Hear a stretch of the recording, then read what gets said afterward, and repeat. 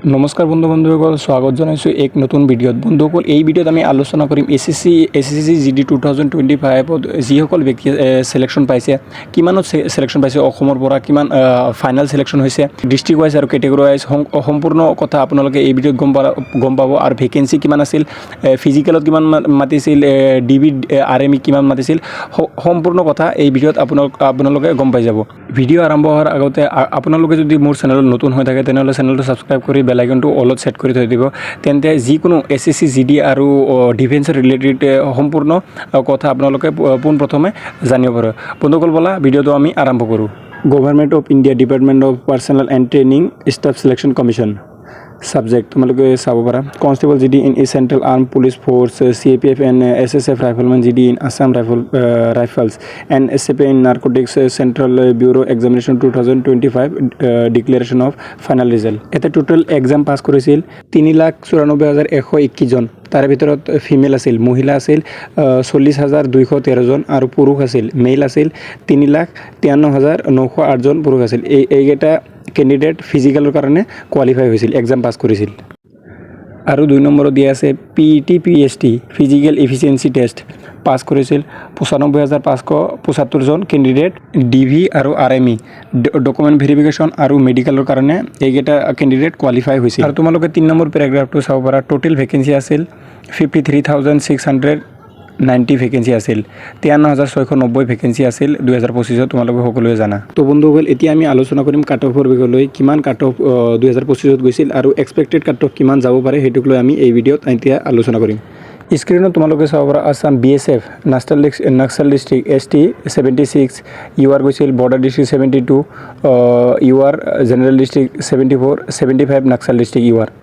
X ছাৰ্ভিচৰ কথা নাছিল। CISF naxal district EWS 62, OBC 75, border district OBC 80, general district naxal OBC 81, 75 SC border district 80, SC general district naxal district SC 80, border district ST 78, general district ST 81, 82 naxal district. আৰু UR 76, 83, 85 এইটো আছিল CISFৰ cut off. Area তোমালোকে চাব পাৰা, Naxal border আৰু general. ITBP OBC Naxal district গৈছিল 73, 75, 79 ST OBC আৰু ST গৈছিল নাক্সাল এৰিয়া 79 আৰু UR গৈছিল 75, 75 UR। আৰু আছাম ৰাইফলৰ কাট অফ চাব পাৰা, এয়াৰৰ এক্স ছাৰ্ভিচৰ কথা নাছিল।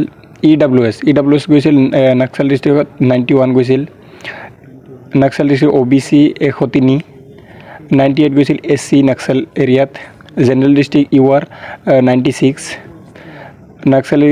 Naxal area UR 97। তো আকৌ BSFৰ তোমালোকে চাব পাৰা, ইয়াতে এক্স ছাৰ্ভিচত BSF কথা নাছিল। এতিয়া দিয়া আছে BSF EWS 55, 71 OBC, 72 OBC, 73 OBC, 71 SC, 73 SC, 74 SC, ST 73, ST 75 এইটো আছিল BSFৰ। বন্ধুসকল, তোমালোকে ভালকৈ নিজৰ এৰিয়া আৰু কেটেগৰী ৱাইজ তোমালোকে ভালকৈ চাব পাৰা, দিয়া আছে চব আৰু এৰিয়াও দিয়া আছে, তোমালোকে ভালদৰে চাব পাৰা।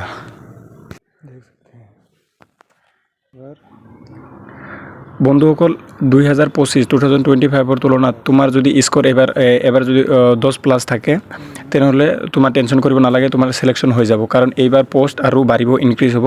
তো তোমালোকে 10ৰ পৰা 12ৰ ভিতৰত যদি তোমালোকৰ মাৰ্ক যদি স্ক'ৰ যদি থাকে তেনেহ'লে টেনশ্যন ল'ব নালাগে।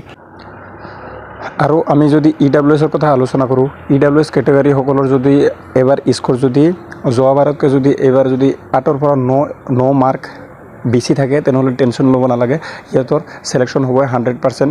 আৰু তোমালোকে এতিয়া কোনটো ডিষ্ট্ৰিক্ট আৰু কোনটো কেটেগৰীৰ পৰা হয় মোক কমেণ্টত জনাই দিবা, আৰু কিহৰ ওপৰত ভিডিঅ' লাগে তোমালোকে সেইটোও জনাই দিবা।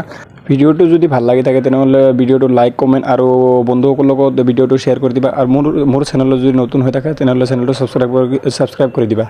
লগ পাম বেলেগ ভিডিঅ'ত। বৰ্তমানৰ কাৰণে বাই বাই। জয় হিন্দ, জয় ভাৰত, জয় আই অসম।